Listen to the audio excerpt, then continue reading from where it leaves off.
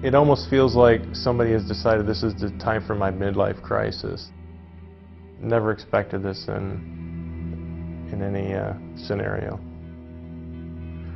Oh yeah, hell yeah, it was a huge gamble.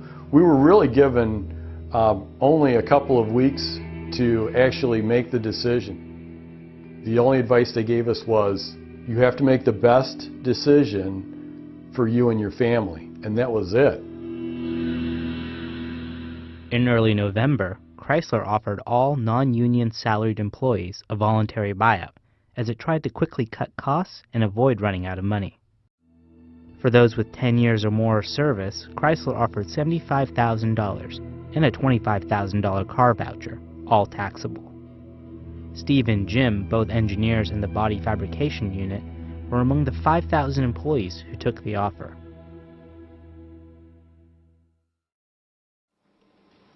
And that first Monday, I got up pretty close to my normal time. I came downstairs and did some of the things I would normally do on a normal work day, but instead of, changing my clothes and ironing a shirt and getting ready for work, I spent a lot more time doing a lot more of the job search work. Despite being highly skilled engineers with many transferable skills, they now face the challenge of finding work in today's economic climate. So far, there are jobs available, but there are also a lot of people that are looking for them. So I have not yet to date had a offer. Since both of their spouses work, they felt they had about a 6-month financial cushion to find the right job. When I saw what was available to me, I talked with my wife, and because we've been preparing for a layoff, we had things pretty well in order. What is this? Oh, it's... Here, take my rewards card too. The biggest concern was to pay for college educations that, our daughters were involved in. I don't have a mortgage, I rent a house. I can move from it without it being a big hardship. I have a lot of friends who are in a situation where, their house has lost, in some cases 40% of their value. They're upside down on their mortgages and they can't walk away. With the economic outlook still bleak and no job prospects on the horizon, both are open to rethinking not only what their careers could be, but whether they would relocate, with or without their families.